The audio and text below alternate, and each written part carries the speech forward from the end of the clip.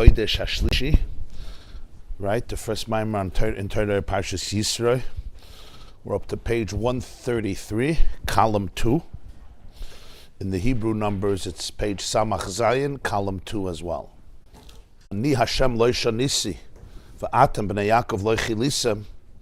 The true awareness of lo shanisi, as he explained, that the whole Bria is an uptaich and a hagdara, a definition in Oir.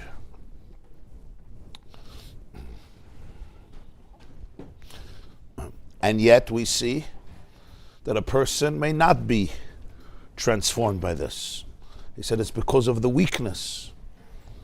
Because you need a lot of strength, you need a lot of potency, and that's why the Torah was given to the Jewish people. It's called Oiz and Tushia.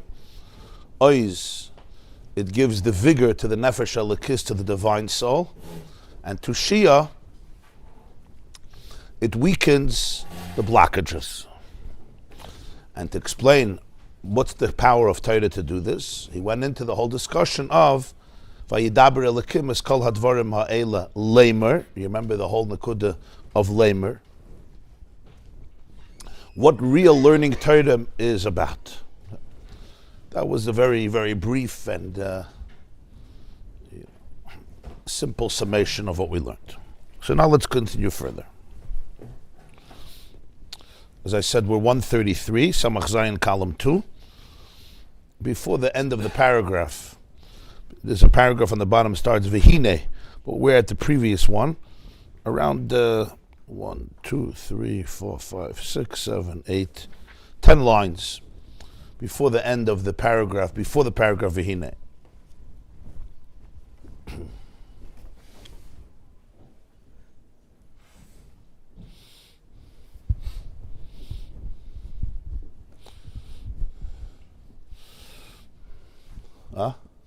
Yeah, okay. Audio. Okay. There's somebody who listens to the classes virtually. They don't live here. They live in Brooklyn, but they listen every day. The person sent a note. It was very moving, so I want to read it before we begin. So I wanted to share the following.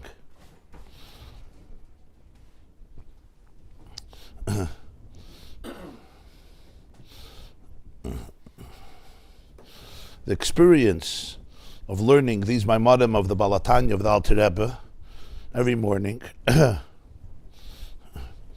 is akin to someone reaching inside of me and grabbing a hold of my divine soul and enveloping it in a warm embrace, a godly embrace that says, "There, you are my ray of light, my sweet child, my divine partner in creation. I'm here with you in every fiber of your being. I believe in you. I see you. I know you. I love you."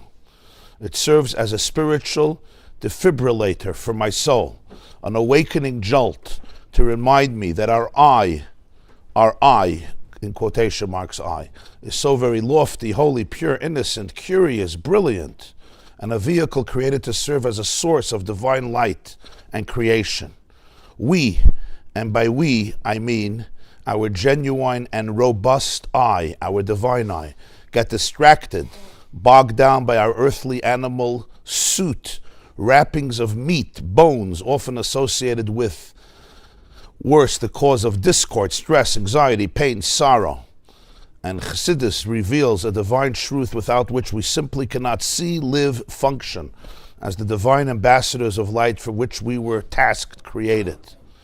Best of all, these teachings, perspectives, feel so freeing, natural, truthful, soulful. We can all sense the divine connections and the emes, the truth, deep in our consciousness. It's nothing that's taught to us. We see it, it was there all along. We find out that these are and have been known to us all along. The Alter Rebbe's version of when he says something is known. Known in the deepest place always. As you have often quoted, to love a person is to learn the song that is in their heart and to sing it back to them once they have forgotten the song. And that's the song I hear in all of these classes. So with all my heart and soul, I thank you. You have all my love and gratitude.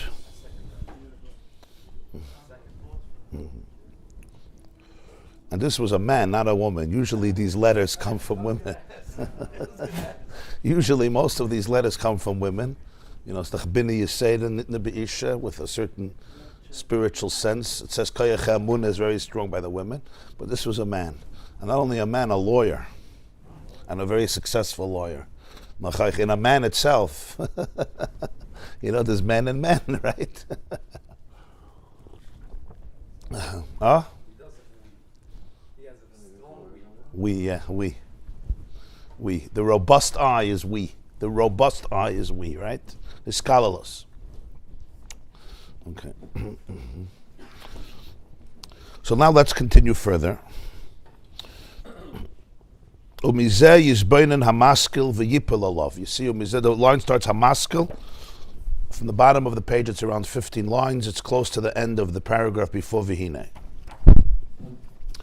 So after everything discussed at length, especially the whole nikud of what Maimed Har Sinai was, what the lamer is, what learning Torah really means. So he says, umizeh, from all of this, yizbeinen hamaskil. The person, maskil is a person who's perceptive. From the word mahaskala. A maskil is somebody who's open, who's perceptive, who's curious, who wants to know. He said, from all of this, the maskil, the perceptive person will contemplate. There will be a very profound awe, a sense of awe. Ema is like reverence, respect in learning Torah. Why? When one can apply to his heart, when one can internalize in his heart the truth. And the words besumay lelibai are very important. Besumay lelibai means I internalize it in my heart. It's a feeling, it's an experience. Kidvar Hashem hu mamish shenemru l'Moshe Sinai. The real experience of learning is not, there's an idea that was written down in a text, and I'm trying to understand it, I'm trying to remember it, I'm trying to give it over. So what's the aim of a fachad? Here, based on the lamer, what was the lamer? The question was, why does it say lamer? Lamer usually means to repeat it to other people. But everybody was there. Even the souls that were born later were there. So why does it say lamer? On the contrary, the whole power of Matan Torah is that there was no lamer. Everybody was there. It's not like they have to believe Moshe, right? That's the whole power of Matan Torah was, everybody was there. It wasn't the monopoly of a few people in the hierarchy who say, we'll give it over to all the kids and all the simpletons, right? Which, as we spoke a few weeks ago, that's the key distinction between Maimed Har Sinai and literally every other religion in the history of humanity. The story of Matan Torah is a very impressive story. So you would think that other religions would copy that story. It's a very good story. They copy a lot of other things from Judaism, Christianity and Islam especially. But they don't copy the story of Matan Torah. There's one guy, Isaiah Ish or Muhammad or Joseph Smith by the Mormons, whoever it is. There's one guy who receives all the revelation, and we got to trust him. Huh? Privately, yeah. There's 12, you know how many religions there are today? 12,000. Yeah, Christianity itself has a tremendous amount. But you have to understand the different two branches in Christianity, could be death or life. By them, one is mamash apikursus. So sometimes you have it by Jews also, right? For the New York Times, they're all the same, no difference. You wear a black hat like this or a black hat like this, you're a fundamentalist meshugana. But within, it's like, no way, I'll kill you.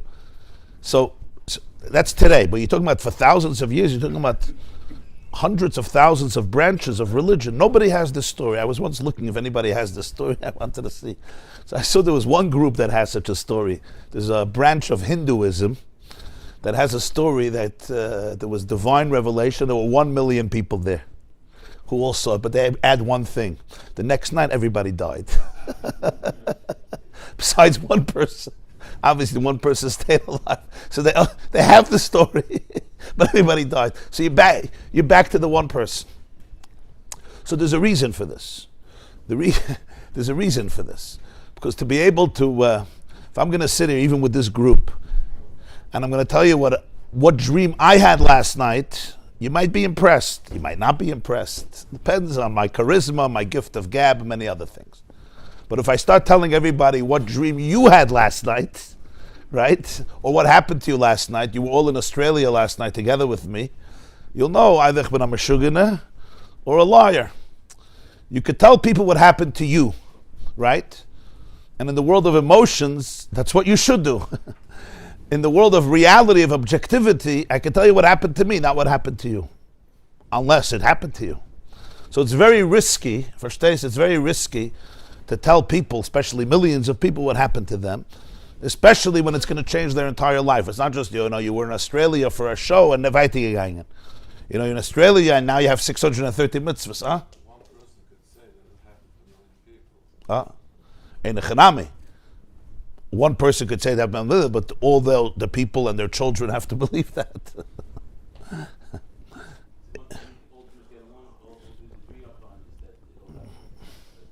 The only thing they agreed on. That's true. You see, even throughout Chumash, there was a lot of rebellion, but nobody ever doubted. Nobody ever told Moshe that he made up. They told him a lot of other things. You want to kill us, you don't like us, but nobody ever told him that he doubted. My point here is that the question of lamer is a serious question. It's not just an extra word in Chumash, which is also a serious question.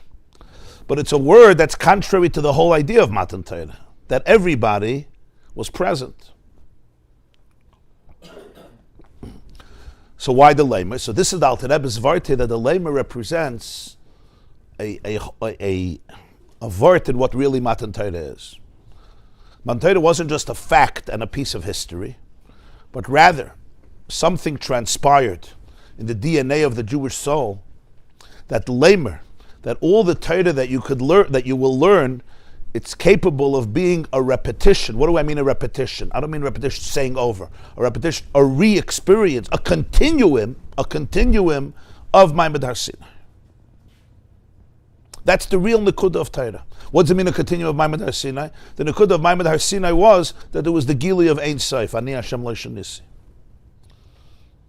In that presence, the I, remember, it's back to the whole Maimer, everything is connected. The whole Vart of Bri is a Taichin Oir. It's the ray of the sun. The sun itself is fully present. The ray could be blocked, the ray can't be blocked. When you define yourself within the ray, there's a cloudy day, there's not a cloudy day. There's a day that I'm dealing with brokenness, I'm not dealing. There's already a billion versions of who I am. But we all know it could be very cloudy, but on top of the clouds, the sun is always shining. So in physicality, the sun is very far away. But the sun is always present and it's not affected by a blockage of the ray. You put down the Venetian blinds, you're not going to get the ray of the sun. But the sun, as a result of that, doesn't become diminished or loses its light. The metaphor is a very, very deep one, because the consequences of that in terms of existence are that all of creation is Baruch Sha'amar V'haya Olam. Right? Al Kol Shevach Matzi Yadecha. There's Baruch L'netzach Seinu Malkeinu Yishtabach Shimcha La'ad. It's a definition in the ray. In the essence itself, Ani Hashem Lo Nissi, and everything and everyone is always connected and a part, so to speak, of pure infinity. So if that was the Gili of Matan Torah, so Beis Shammai says something, Beis Hillel says something, it's really a lamer. What's Pshat a lamer? It's my mouth, my mind, my heart is a conduit for infinity. That's what Torah is. So lamer is the whole key.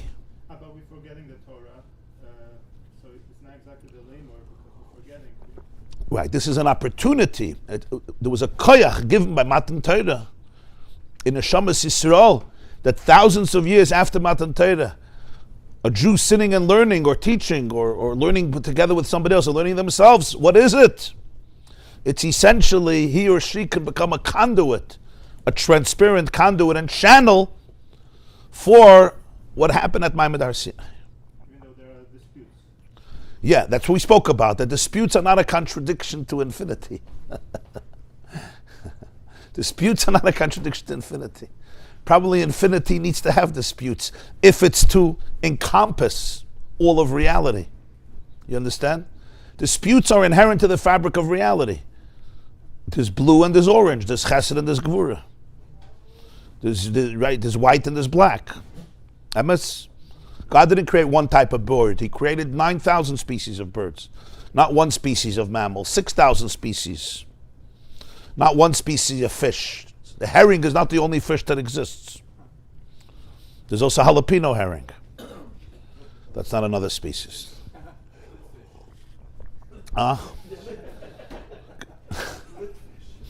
Okay. Gefilte fish. I forgot. Gefilte fish. People don't know there's millions of species of fish. Well, I'm saying this because diversity is not a stirat hani Hashem l'shonisi. The pnimius of it is all ani Hashem l'shonisi. It could be manifested in diversity. Does mimer come from the word mimer? Very nice. Very nice. Say a shame. You're saying the reason it was called a mimer because every mimer is really a lamer. Beautiful. Das ist schön. You're saying every mimer, very, very nice. That's why it's called a mimer. But Pashtus is called a mimer miloshen amira. But the zog sehr good. Because really a mimer is tuning into the lamer. Very nice.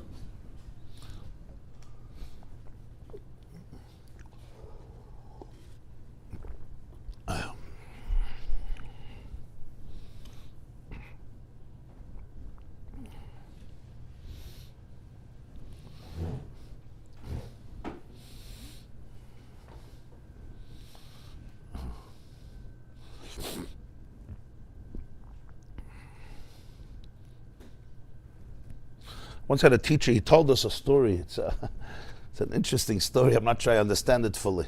The fifth Lubavitcher Rebbe was known as the Rebbe Rashab, Reb Shalom Ber. We learned many of his Maimorim. Yevia died to Moskva, if you remember, Ner Chanukah. So, a few other Maimorim. So, they called him the Rambam of Chassidus. He was very organized in his teachings. So his son was the Rebbe Rayatz, the previous Lubavitcher Rebbe, the sixth Lubavitcher Rebbe, who passed away Yud Shvat Tovshin Yud. So they said he was once saying a mimer, and it was in Poland in the 1930s. And there was something like special in terms of structure and organization. It came out like just as beautiful as can be. And in the middle, he stopped, he stood up and he left. So it was like it was very strange. So somebody asked him afterwards, what happened? So he said, I heard from my father, the Rebbe Rashab, as kommt heraus zu keiligdik is nicht gut. If it comes out too round, it's not good. So I knew I have to stop. You understand? Keiligdik means, when you make the challah perfectly round, the cake, the cookie, it's perfectly round, right? Aesthetically, it's the structure is impeccable. He said, I heard that if it comes out that way, it's already,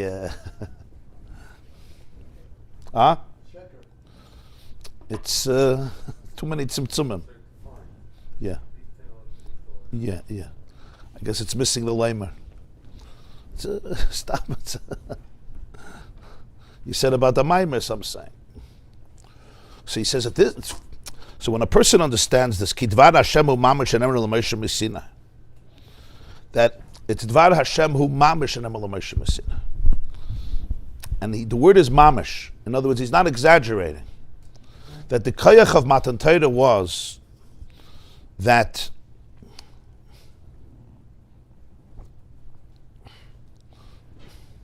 it's Hashem saying it like He said it on Har Sinai. The words, even though it's Beishamai, Beisilil, it's me, whoever it is, it's you. But he says essentially what it is the learning Torah is like Ma'amad Har Sinai. What's Ma'amad Har Sinai? Ma'amad Har Sinai is that Moshe revealed the Dvar Hashem. There were even some parts that it was Dvar Hashem directly, the word of God directly to the Jewish people. So when a person can tune into this truth, there is nothing but tremendous awe and reverence. But it's not just an intellectual truth. He says, Besumay leliboy. V'zeu shomer razal. This explains a Gemara. The Gemara says, in Meseches Brachas, Daf Chav Beis, a famous Gemara. The Gemara says, Al Pasuk, V'idaitem levonacha levonei vonacha v'samach le'yom asher amadet lefnei Hashem alakecha b'chodev. You should let, Moshe Rabbeinu speaks to the Jews in Vaschana, and he says you should notify the experience to your children, to your grandchildren, the day that you stood in front of Hashem by the mountain in Chayrev, by Mount Sinai. So Zog the Gemara, Ma lahalon be'ema, uviyire bereses ubezeya, afkan be'ema, uviyire bereses ubezeya. The Gemara says that from here you learn. I just want to quote you the Gemara, it's very interesting. From here you learn that the same feelings that the Jewish people had by Matan Torah, so they ought to have whenever they're learning Torah. The lashon of the Gemara is,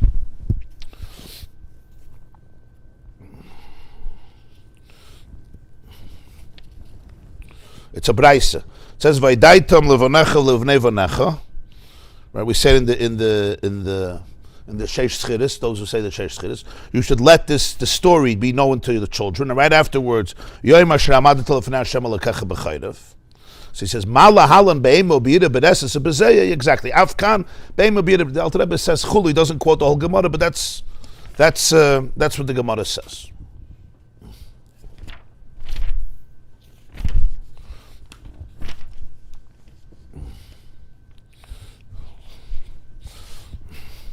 So he says, the Gemara says what he's saying is, the day that you stood by Mount Sinai, you should give it over to your children.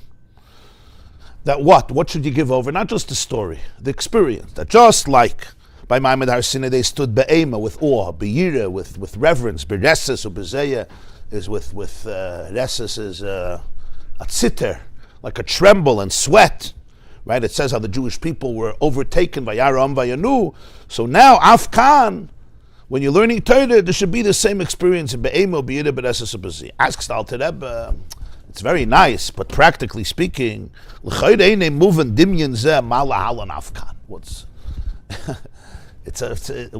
could you compare the two? The nations saw the sounds. Hashem was revealed. It says God spoke to you face to face. Of course they were overtaken by awe. It wasn't the information, it was of a few words. It was the experience of it. The Rebbeinu Shalom is revealed, whatever that means. What does that even mean? Hashem was revealed. All the veils were parted. Rashi says he removed all the veils and he came down on the mountain. And it says that God spoke to you face to face. They experienced Nevuah on the highest level, Matan Torah. Right? It says, how in the world are you comparing that to the learning of Torah? A person is sitting on his own. He's not sitting with 3 million people. There's no Moshe Rabbeinu. There's no revelation. There's no V'chol Amrei Mesakaylis V'Salapidin V'Sashofer. The whole world is not saying Anoichi. The Gemara says in Zvachim that the words Anoichi came out from all the corners of the world and from heaven and earth. So the Gemara says Mala Halon Be'emo B'Yida B'Reses B'Ziyah. So you could say the Gemara is just saying, you should learn Torah with sensitivity, with conscientiousness, with seriousness, not frivolously. But the Gemara says the same thing could be by Banechel v'nei Vanecha.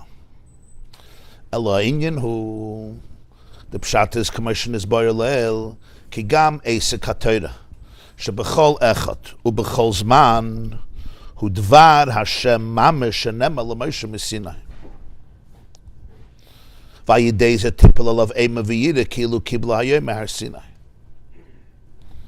this is the whole Chiddush of Leimer.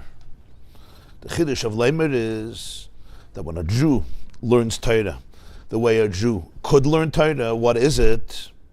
It's not a memory, it's not just saying texts or reading or learning that were given then, developing it, but rather, he says, the learning of Torah, every person, at any time of the day or of the night, you're sitting alone in your room, you're sitting in your dining room, in your Beis Medrash, wherever it is. It says it's Dvar Hashem Mamish Shenema L'Moshe Sinai. It is Ma'amad Har Sinai. Well, say it's Ma'amad Har Sinai. On a physical level, there's not a lot going on. You're sitting with a sefer, you're sitting yourself, you're sitting with the chavros. On an energetic level, What is the opportunity of that moment? The opportunity of that moment is tuning in, so to speak, to that frequency of Maimad Har Sinai, where the I, the very I, becomes a conduit for Ani Hashem Leishanisi. The deepest type of oneness, the deepest type of spiritual oneness. And then the very mind and the very words, what is it then? It's just like Matan Torah. It's Dvar Hashem Mamish. That is what's happening right now. So the Alter Rebbe is describing he's describing how we learn Torah, what learning is. I know we're just listening to it. It's a little like, I learned yesterday, I learned today, I'm learning tomorrow. But it's good to hear.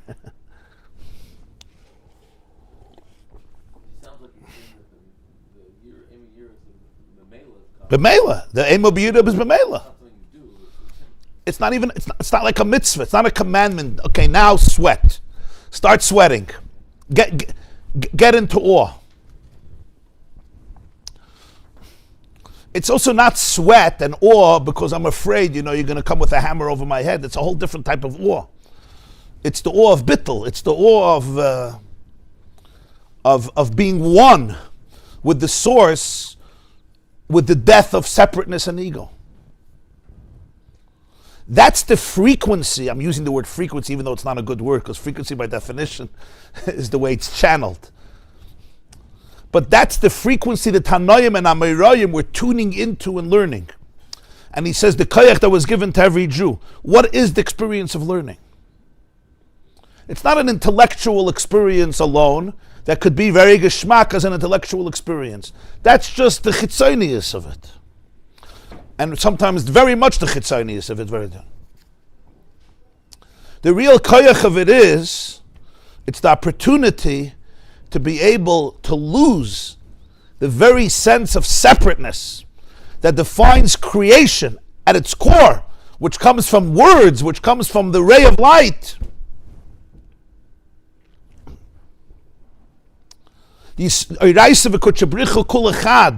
Exists in that Torah, so Mela, it is a situation where the person tunes into a place which I'm lamer. It's tan l'shaynim rasecha. It's like I'm repeating just like when a person is repeating what somebody else is saying. Almost, I'm repeating what Hashem is saying. What does it mean? I'm repeating what Hashem is saying. It means the very I is a conduit for what Hashem is saying. So it's a whole different type of experience. So automatically there's the awe of Maimad Har Sinai. Or to put it differently, the awe of Maimad Har Sinai was not only because, there's such firecrackers and the shofar is blasting and there's lightning and there's thunder and you're seeing voices. Yeah, I would also be scared. Like we learned in the other Maimer, when was it Shabbos, we learned Torah Parshas Yisrael, why Parchan Shmasan. You remember Shabbos morning, Parchan Shmasan. The Gemara says in Shabbos there's souls left.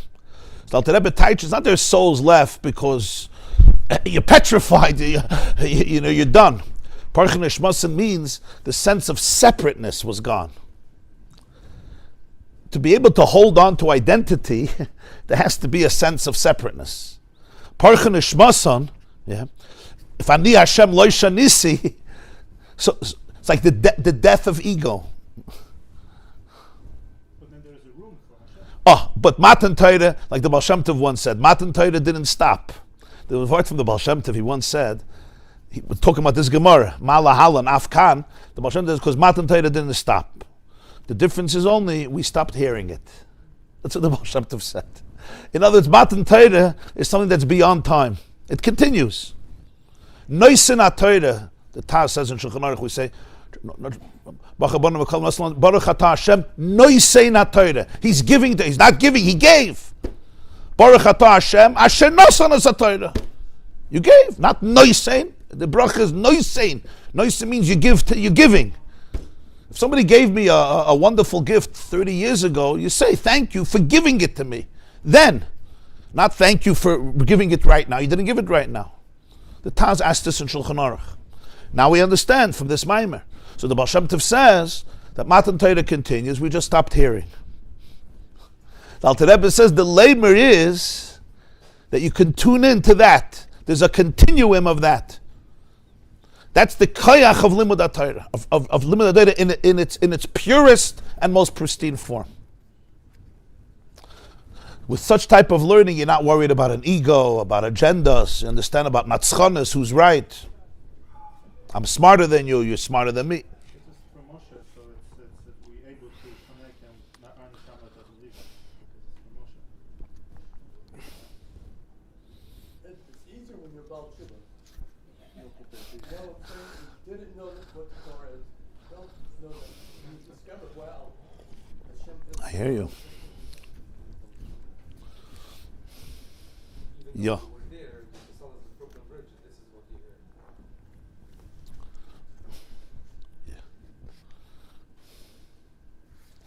Yeah.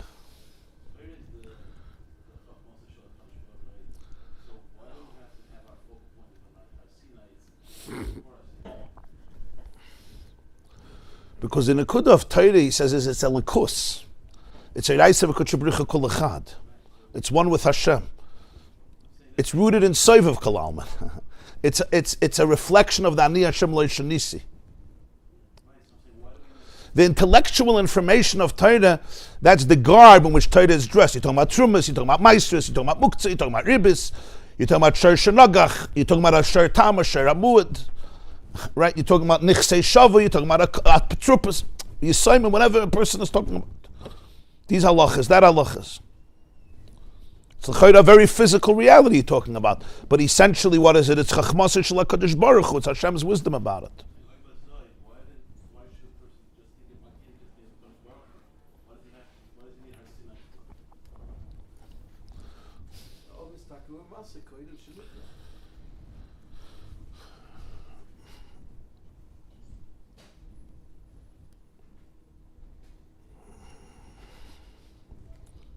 Because Torah is the interpretation of reality.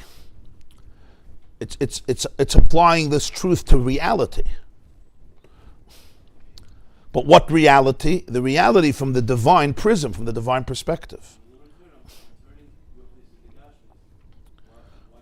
It's the world from the prism of Torah is a world from the prism of oneness.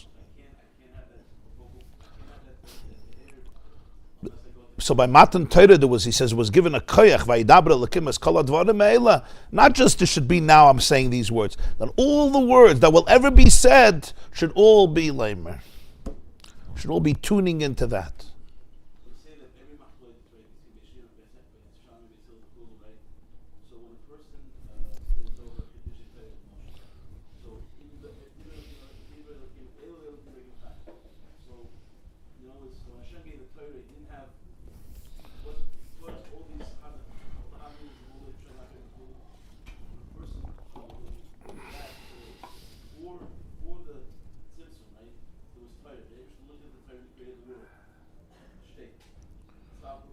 No.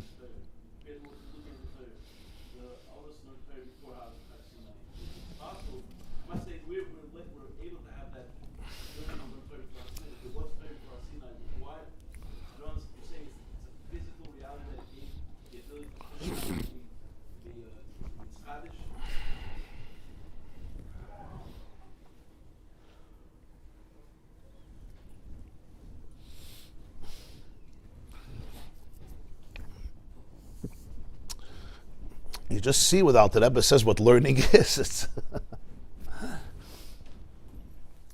It's the deepest form of bittul that exists.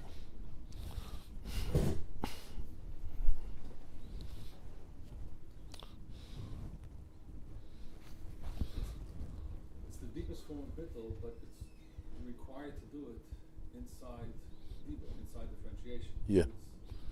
Yeah. It's the deepest form of bittul, so go on top of the mountain and meditate. Meditate. Go beyond the deeper. Yeah. But saying that limud HaTorah by definition is sitting inside this contradiction. Right. Sit inside the deeper and at the same time be on the Right. mountain at the same Right. time. Right. In other words, you're saying you want to tune into bittul, right? So go to the top of a mountain and meditate. And there are forms of meditation that help a person go deeper and deeper and deeper into the I that is divorced from the world of differentiation. And in ultimate meditation, based on this mimer earlier, can I tune into the place of Ani Hashem Lo Shanisi, where the I ceases to exist. But here he's saying something more than that. Because when I'm learning Torah, I'm using my words, and I'm talking about concepts. And most of Torah is dealing with the structure of the universe. Boundaries. Hashutfin shirotzu lasas mechitza. Who does the house belong to? Who's lying? It's the opposite of most meditation. It deals with corruption and thugs and lies, and especially if you're learning Dinei Mamonos, right? So what is that about? Eichme meditation. What does Jewish meditation look like?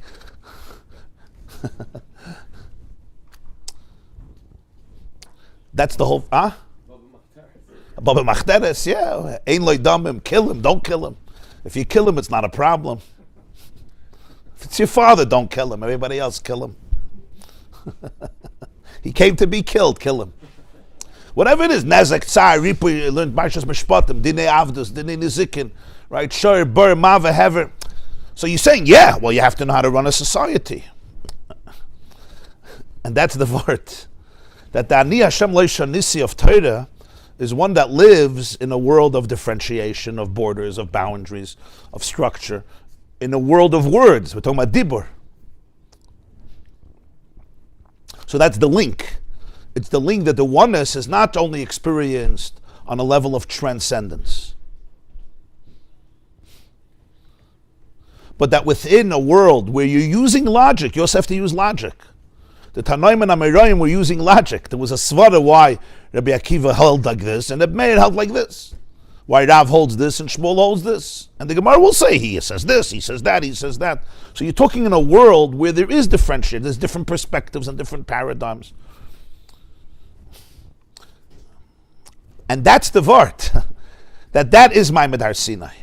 That those words are not my words from a place of I as separate, but it's my I in the most robust sense of it, in this poet's definition that I read earlier, in the most robust sense, before the monstrous reductionism called tzimtzum, which turns the I into my own separate entity living in its own orbit. Because Torah comes from a place that transcends that reductionism, that symptom, that filter, that sense of restriction, which, as we know, was a titanic sense of reductionism, to create that filter. The ray should come out of the sun, so to speak, and that's where everything is articulated.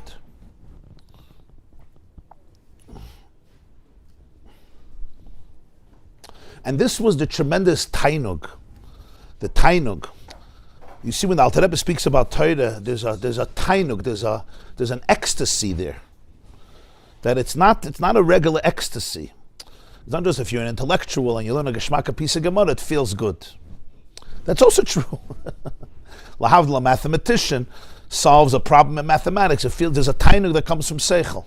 People who have it, they know it. It's a wow, it's geschmack. You see, it's a whole different type of tainug. It's the tainug of complete achdus with the Ein Sof Mamish, like pre-creation. That's what he saw and sees in Limud HaTorah of an individual in mitna mitvach, a mitvach banacht, sitting by his candle and learning. It's the most divine experience.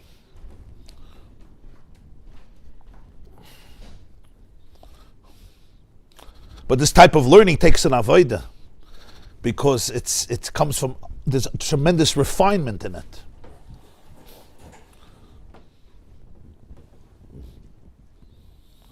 That the whole mitzias of a person's seichel, mind, and emotions, and words, is what? It's Dvar Hashem. It's Moshe speaking. It's Hashem speaking through Moshe Rabbeinu, even though it's coming out through your mouth, my mouth. That's what you meant.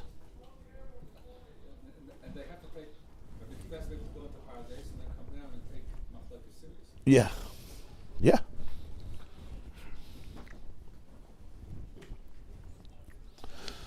Rabbi Akiva went into the paradise together with his 3 friends. He went into the orchard, right? 3 of them couldn't come out. 1 of them passed away. Ben Azai passed away. Ben Zoymet says, Nifga, he was affected very negatively. Elisha ben Avoy became a heretic. Which is a fascinating thing. Why do you become a heretic?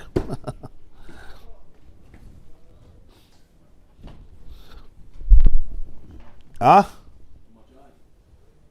But he went into the paradise. He went into Rabbi Akiva's paradise. Rabbi Akiva remained the biggest maimon, right? And the Elisha ben Avuya became an from the same experience.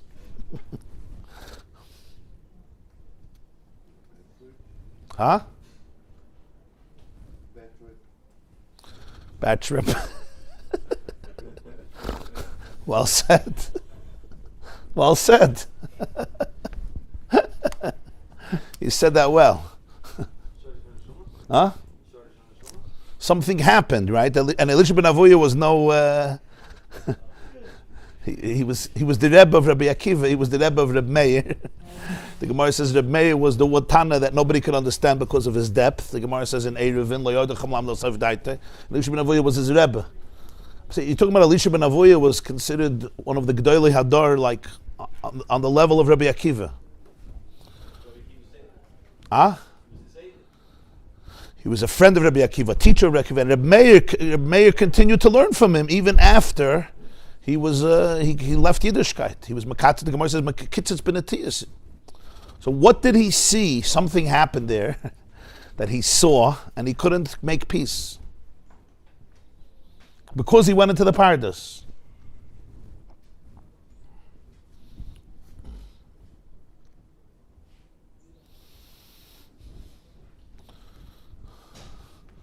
I don't know, anybody took Rabbi Elisha ben Avuya's trip to tell us what he saw, huh?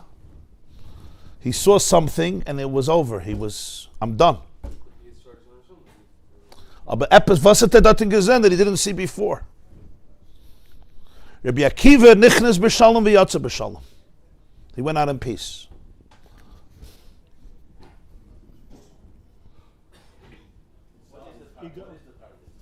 Huh?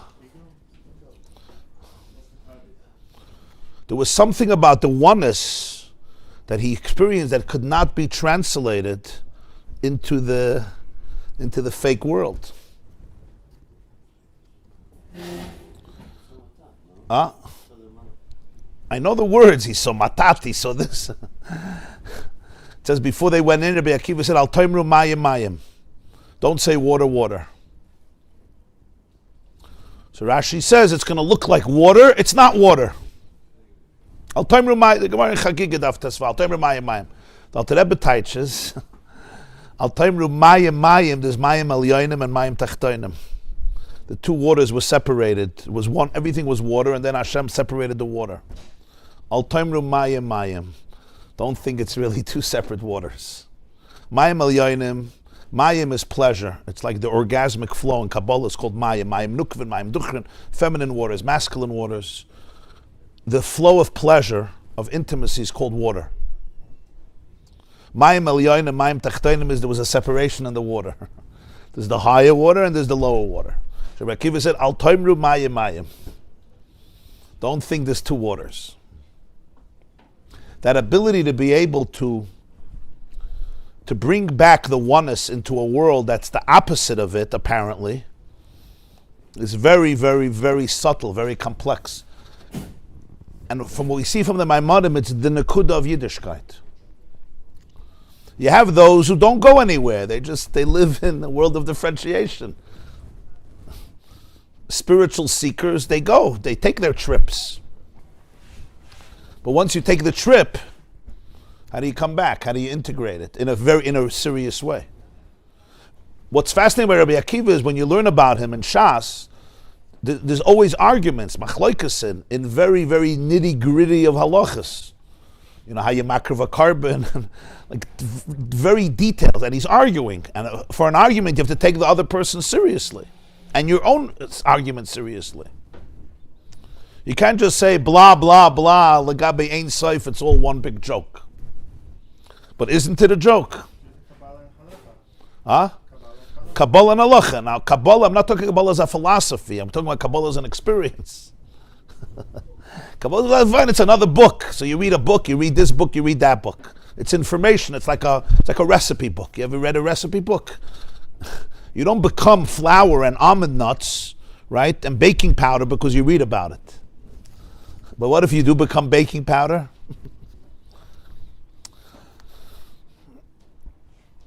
So this is what you see. This is what he's saying. So in Limud Torah, in a world of differentiation, it's the ultimate experience of the oneness, of the achdus, of the bittul. So the Mela there's a amen, a yid, and a reses and a ziyah. It's not just an uplifting experience. It's completely transformative. It's like the Jewish soul goes into an organic place of oneness in the deepest form, the deepest sense. And Alter Rebbe says when anybody learns, it's connected to every person. In other words, even every one of us in our own capacity, in our own level, in our own consciousness, he says this was given over to every Jew. Malahal and Afkan was not said to the Bakiva and Beishameh and Beisilil only. The Gemara says it was said to every person. Because it's a natural consequence and result of tuning into what real learning is.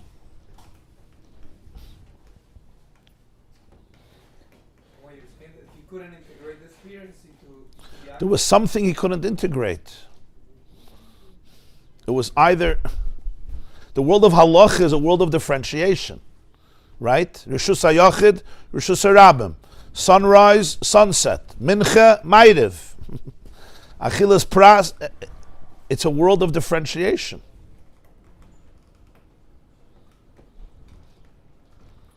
Everything is boundaries. There's boundaries and limits. What's mine and what's yours? How does it come over from your domain to my domain? Am I allowed? What happened with Achdus? How do we know that was the problem he had? Huh? How do we know that was bothering him? I don't know. I'm just, I don't know.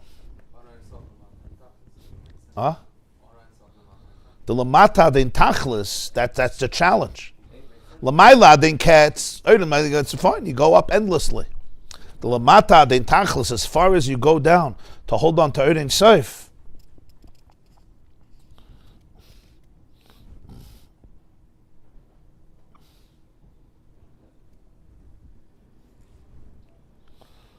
but the emes is that what often happens is that the spiritual transcendence, without bringing it down, could become very egotistical. That itself is part of an egoic mind, of an ego mind. You'll sometimes see, I don't know if you know, but sometimes you have very deep spiritual people. But if somebody questions them or challenges them, or never mind, proves them wrong or questions their legitimacy, it's Yaharig Val Yavar. How dare you?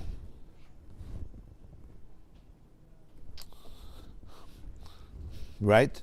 And sometimes the most basic midas tovas are missing. Why? It's not a contradiction.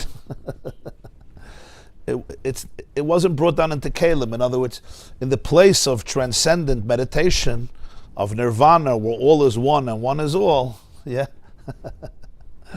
I don't have an I, but in the world of I, when you're going to argue with me, you want to sit on my chair, so I'll kill you. Which means that the oneness is somewhat, not always authentic. Not everybody, but you have this mitzias. I'm not talking about you have charlatans, obviously, but even the person who's not a charlatan, sometimes up there, you're in a very refined place. But down here, when my lower angels come out, when I'm hungry, when I'm starving, when you parked in my driveway, and I'm really in a rush, because the whole world is waiting for me, something else happens.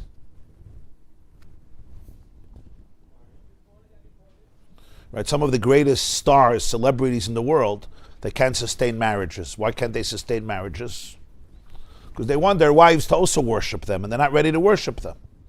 Come home from a concert, 50,000 people were there, ready to lick his saliva and prostrate themselves to this star of the century, of the millennium, and then he comes home, his wife says, take out the garbage.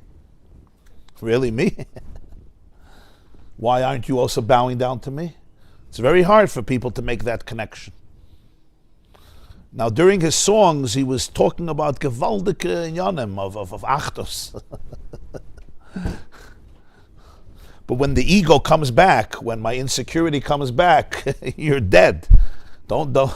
Now I have to dominate. In other words, there's often a lack of integration. Why is that? Because the spiritual oneness can exist in a higher domain, but not in a lower domain. We have an halacha, a concept, ein kiddush ela b'makom su'uda. You have to make kiddush when you eat. So there's a chsiddush ataych. Kiddush is only relevant if it's b'makom su'uda, if it's in the same place where you're eating. If in shul I'm screaming nakdishach, nekadesh, keser, but then when I go to the office or I go home, suddenly I become an undomesticated beast. So that's not kiddush. Ain't kiddush, it's worthless. You have to make kiddush again. Kiddush has to be b'makom suda, in the same space where you're having the party, the feast, the place where you're enjoying life. That's where the kiddush has to be. It's the same nakuda. Al toimru mayim. Sometimes for the more spiritual people, the harder it is, because you really experience something that's above and coming down. Some people defy it in spiritual Eastern disciplines, right? Many of the greatest won't get married, because when you're dealing in a marriage, you're dealing with very mundane needs of the other person and the emotions of the other person, and that's part of it. Why would I spend my life in such types of relationships that are often petty and messy?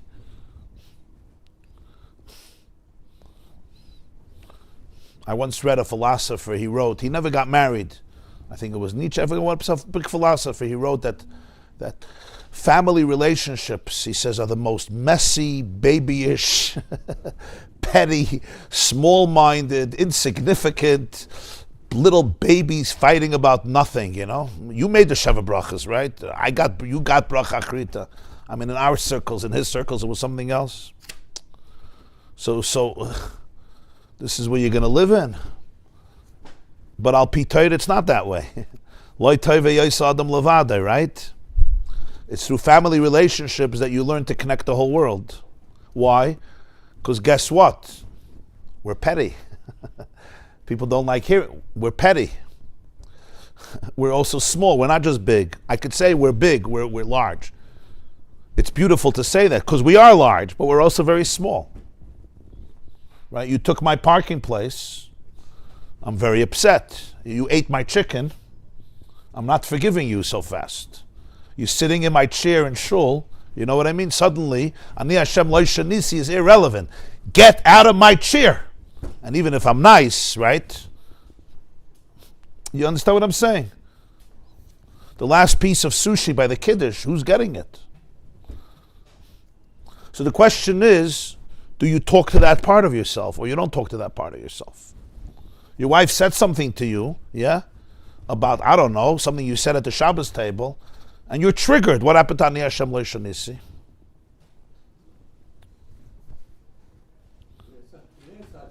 So it's very painful. So one way is you deny emotions. I'm not really angry, I'm not upset. It just comes out in passive aggressive ways. Or you take a shutdown from it. Right? The art of integration, that's the deepest art. That's Dirya B'Tachtoinim, that's the Nefesh HaLekis talking to the Nefesh HaBahamas. Yeah. Aseret Sadibras, the first 5 are things that are talking about ultimate cosmic truths, and the last 5 are talking about the most grotesque human experiences. Lo sirtzach, lo sinaf, lo signev, lo sana berecha, lo sachmai. Now you want somebody else's wife, and his car, and his bank account, and his body and his money and his watch and everything else, and his house and his ox and his donkey, which today means his private yacht and his private jet. Then it was a shor and a chamor. Today it's not a shor, it's whatever he has. What is it? Anochi Hashem Elokecha. Really? To put it differently, if God is already talking to the whole world, for once he's coming out, you can't say anything better than Lo Sirtzach. Imagine if we make a convention of the whole world, or at least of 4 million people, and we're going to hear the ultimate truth. So you're going to get up and say, guys, don't murder. Shekayach. Right? It's very the Aseret HaDibros could be very anticlimactic. Don't commit adultery. Okay. A normal society understands if you want marriages to work, you can't commit adultery, you can't murder each other. It's not rocket science that if people murder each other, you're not going to be able to live, right? Even from a just basic civil point of view. The golden rule, treat others like you want to be treated. Mada Allah Sani. Ah? Yeah. There's no common sense there. There's no... So the truth is, that says that it's not so common sense. Nazi Germany had rationale. Hitler explained that it's right what he did. He didn't say, I'm an evil man. The Gestapo didn't say we're evil. We're on the contrary, we're good people. Stalin didn't say I'm an evil person. Right? Pol Pot didn't say I'm an evil person. The Meshuggah in North Korea says this is the way for this is progression. Vladimir Putin declares war in Ukraine. He doesn't say, I woke up on my left side. He says they're Nazis. I'm cleansing Ukraine from the Nazis. The president of Ukraine is Jewish, but who cares? They're Nazis. My point is, no evil person in history says, I'm evil and I'm doing it for evil. There's a justification. So that's one explanation, that Lo Sirtzach has to be rooted on Anochi Hashem Elokecha, because if not, there's always a reason to do it. The terrorist who blows himself up or rams his car into 2 little children and kills them, right? He says he's doing exactly what God wants. These 2 kids should be dead. That's a very important yesod in life. That's true. There's something that's an extension of that. And that is, the same person who's hearing Anochi Hashem Elokecha is the same person who has to hear Lo Sirtzach. It's the same person.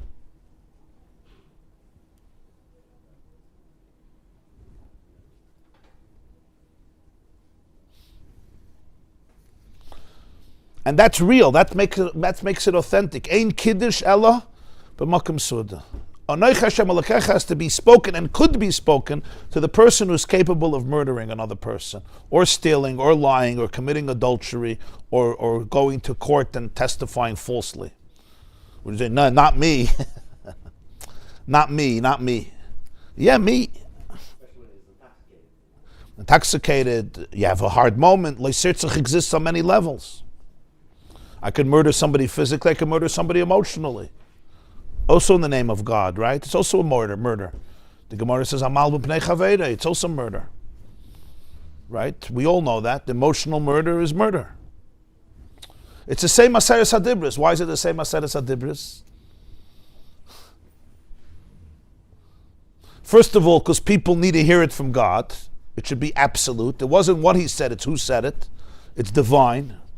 I don't decide who to kill, who not to kill. That's important. In the Enlightenment said you could kill God and science will tell you who to kill, who not to kill. That was the chiddush of the Enlightenment.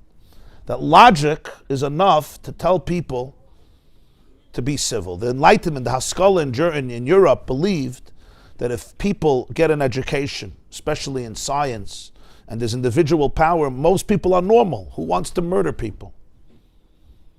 And it made a lot of sense. Nietzsche wrote, God is dead. I don't need God to tell me not to kill you. If I'm a sophisticated person, never mind if I'm a scientist, I want to make a good world. I don't want to kill. They thought that reason and the focus on reason, you get rid of religion, it's going to create a beautiful society. And a lot of Jews believe that, because why not?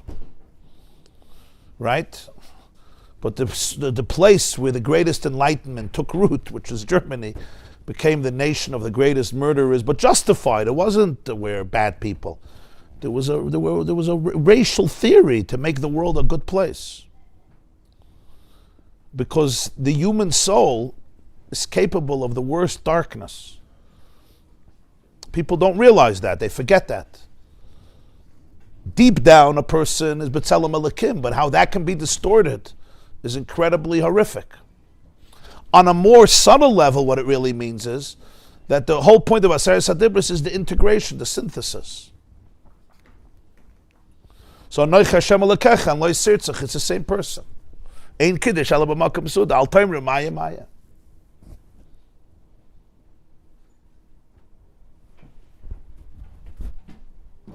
On a very practical level, it means, in an all-encompassing level, it means that the Anei Hashem Loisha Nisi Pri Bria can't just remain in heaven, but it needs to be able to come down into the earth, into the world where there is diversity. And practically speaking, in the world where I have my lower angels, and I'm capable of becoming very, very, very rude, obnoxious, angry, and very, very small person. And people who deny that about themselves, it's when it happens, it doesn't look good. It doesn't look rosy. There was once a person, a very chashuv person, he got involved in a big fight in his community. So I met him. So I said, you can't make peace. He said, I can't make peace. I want to make peace. There's no room to make peace. They're this, they're this, they're that. So I said, I have one question. He was a Yid who learned Tanya. So I said, I want to ask you something. The Alter Rebbe says in Tanya that every Jew has a nefesh Elokis and a nefesh Bahamas. Does that include you? Do you have a nefesh Bahamas? So he thinks. I said, you have to think? So he says, yeah, I have a nefesh Bahamas. So I said, is it possible for any person to be 100% sure if a voice is coming from the nefesh Elokis or coming from Bahamas? In other words, is it a normal thing that you can make a mistake in confusing which voice is coming from where? Do you think that when a person has a nefesh Bahamas, they can always be sure that the voice is coming from the nefesh Elokis? So he said, no, you can't. So I said, do you ever doubt that maybe your whole machlokes, which you see as very idealistic, it's all your nefesh Bahamas? Did you ever just ask? I'm not saying it is, but can you just live with the question that maybe your whole machlokes against the other person is coming from your nefesh Bahamas? From the animal consciousness in you that is afraid, it's very afraid, it wants to live. You know, it's like a little mouse trapped, and the mouse is doing, you ever saw a mouse trying to get out of a trap, or a gorilla getting out of a trap, or an elephant, whatever you want, or your lizard, or your crocodile. I'm not going to get into what type of nefesh Bahamas you have. So, min ha-baka, min ha-tzoyin, min ha-kvasim, min ha-izim, a lot of different types of behemoths. Every person, Baruch Hashem. But maybe, is it just to ask that question?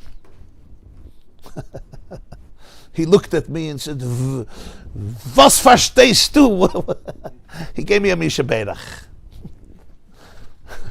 I said, you should also ask if that was from your nefesh Bahamas or your nefesh Elokis.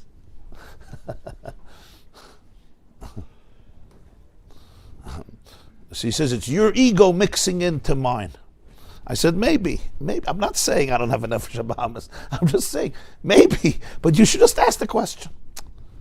Why is this so important? It's important because the moment you detach from there, people think inspiration, they come for inspiration, and they hear how good they are, and holy they are, and beautiful they are, and then they go home, and their teenager says something to them, and you get triggered, or your wife says something, or your husband says something, and you get triggered, and all the inspiration that you got from Reb Melech Biderman in Miron, right, or wherever you got the inspiration, which is beautiful, and you felt so holy, and you were like a malach in the clouds, and you're not shaykh and everything. What am I, right? And especially the month of Elul, whatever it is, and you're flying, and then you came home, right? And your wife, you came home from Israel, wherever you came home from, your inspiration, and you got a Misha Beirach together with a Kel Malei Rachama. So what do you do then? And you know what? You're just simply angry and you want to be rude. Maybe you even are rude, and you write a text that's pretty obnoxious. Right? You know the crisis that creates in people's souls? Huh? You relate to it, yeah? This happens constantly. And in a miniature level, it can happen every day. I'm davening, and I'm having kavanah, and I'm talking to God, and I'm a cleansed soul. And suddenly an hour later, boom. Suddenly when they serve breakfast, I can't even hold back from the croissant, even though the doctor told me it's not good for me. Or even more, the same person, suddenly they see a certain screen, they have an addiction, and they're lost. It's one of the greatest crises that people deal with, especially in the religious world. So they have to say one of two things. Either the spiritual experience was a lie, or my obnoxiousness is a lie, but it's not. So what happens? So there's disassociation, there's shutting down from your emotions, there's repression, there's denial, there's disillusionment, there's cynicism, there's so many different responses. It's all based on one mistake. And that is that your Nefesh Elokis is not having an ongoing conversation with your Nefesh Bahamas. Like in a marriage, a husband and wife have to communicate. The Nefesh Elokis is married to the Nefesh Bahamas. In a marriage, you always have to talk. If not, you cannot sustain a marriage. MS, we have a big marriage therapist. If you don't talk, you cannot sustain a marriage. You can't sustain a marriage by speculating what the other person is thinking and feeling. It doesn't work that way. You have to know what they're going through. You know why? Because you don't, if not. The Nefesh Bahamas has its own game. You have to listen to it. Not listen to it, become a servant, but understand it, talk to it. And the other way. And then you're good. Oh yeah, I had a beautiful Shabbos. It was a gewaldige daven. Oh, now I just want to kill this guy. He took my parking spot. My boss, oh my God. He doesn't want to give me a raise. Kol chad from Shudley. This person showed up late to the appointment, right? I'm waiting here 12 minutes. What am I, a lady here? Suddenly, I have an ego. And I'm not saying if it's a good ego, it's a bad ego.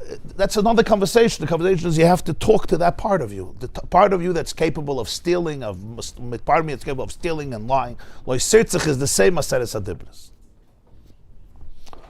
That's Al Toimru Mayim Mayim.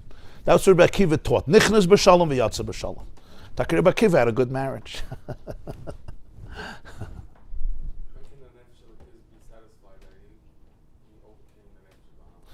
I don't know the word is overcome. Sometimes we overcome.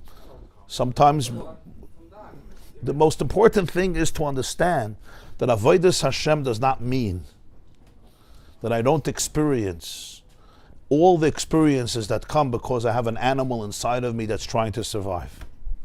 And it's going to come up. Yes, if you work on yourself, the animal is going to become more refined. It's going to be a good trained puppy and it'll bark a little less, but it's still there. There are unique souls that transform, and their avodah is a completely different level. It's the level of tzaddikim and Tanya, but that's very rare. It's very unique. Every person has parts of that and glimmers of it, but on a general level, that's the integration we're talking about. That's why it's so important, because we don't live in a world of pre-creation. We live in a world of post-creation. Now, even in this moment, what Alter Rebbe is talking about, the world, he's not talking about the evil in the person. That's next level. Talking about just existence of separateness. That's the beginning of it. And that too is a result of Baruch Sha'amar v'haya olam. If you go to a place of pre-Amar, there's no haya olam, there's oneness.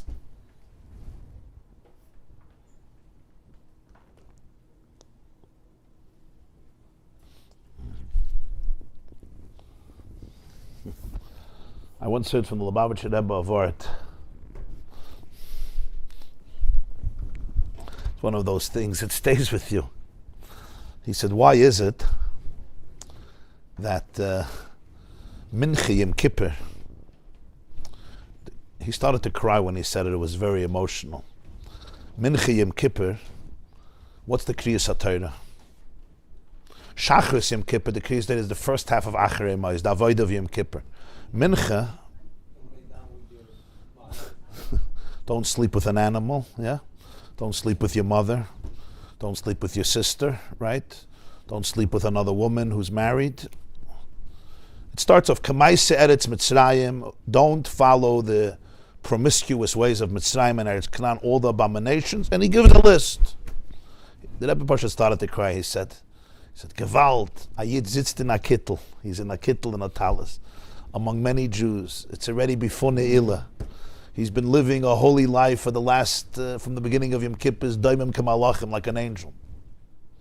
This is really what we have to talk about. Kamai said it's Mitzrayim, Kamai said it's Canaan. Don't go to your mother, don't go to your sister, don't go to your sister-in-law, don't go to your father's sister. Don't sleep with your daughter.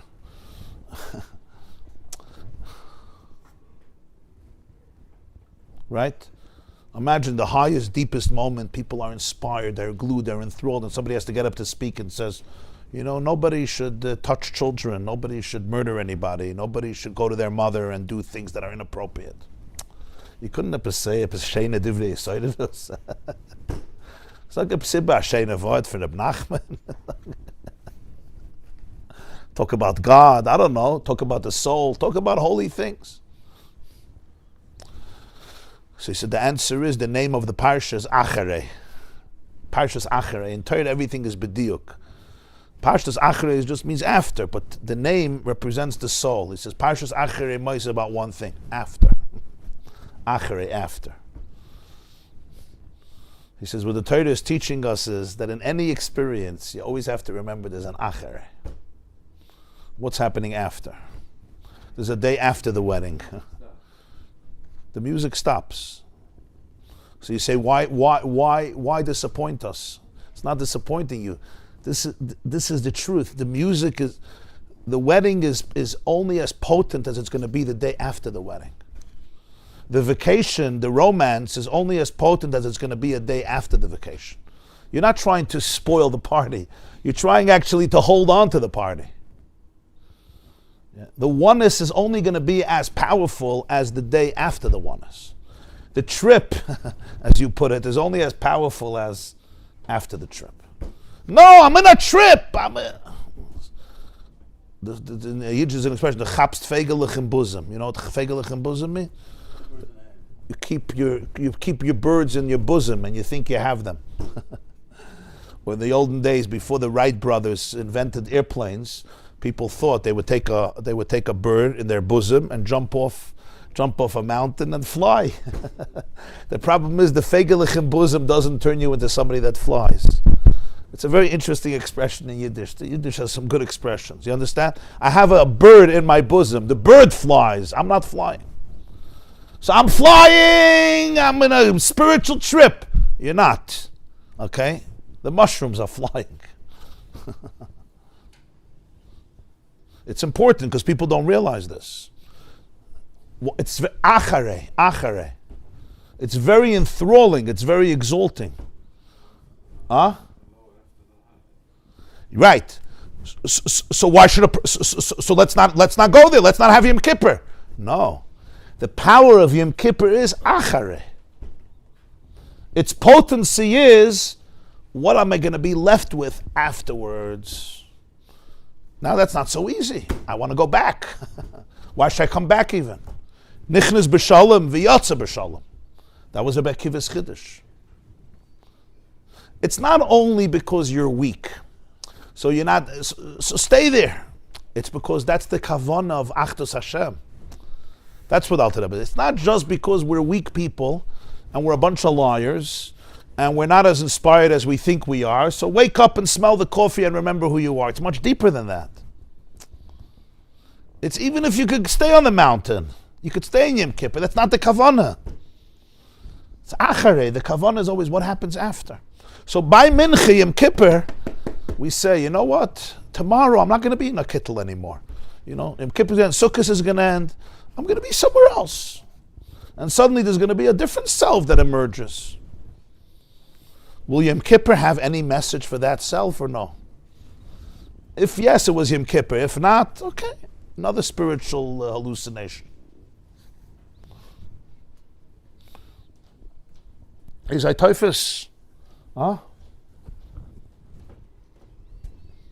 It's true in every nekuda in life. Acharei, after. Again, not to spoil the party, enjoy it, gewaldig. But actually, it shouldn't spoil you. And you also shouldn't be disillusioned when you fall down. So all this, in summation, what we're learning here is that this is the koyach of the real nekuda. The koyach of Matan Torah was the lamer. When a person learns Torah, they have an unbelievable ability and opportunity to let go of everything. And then you're tuning into the frequency of the Tana, of the Amoira, of the Rishon, of the Acherin. You're tuning into us. It's tuning in to a certain place. It's not just a transforming experience. The very identity of the person is elevated and sublimated to the Nekuda of Maimed Har Sinai. And then there's an awe. It's a natural awe. It's not awe because I'm terrified somebody is, lighting firecrackers. As he says, there's no koilas, there's no lapidim, there's no shofar. But there is the deepest type of awe. The awe that comes when you're mesmerized by transcendence, by oneness. Okay, I thought we'll finish the Maimed today, but I've trachten wegen Achere. We have to think about Achere. Is that Teufels? The Teufels the Indian? As they say in court, any questions? Or disagreements? Any disagreements? Some machlokes? Huh? Oh, I just realized, Acher, he's called Acher, because he didn't have Acharei. So he became an Acher. If he would have had Acharei, he wouldn't have to become an Acher. What does the word Acher mean? I'm an alien. No, that's what he felt. Over there, I was so much part of it, and here, I'm an Acher, I'm an alien. I can't join this Malava Malka. Literally, he called himself Acher. That's why he's his name. If he would have had Acher, Rabbi Akiva had Acharei. Rabbi Akiva nichnas b'shalom v'yatsa b'shalom. When he went in, there was already an Acharei. It was a different experience.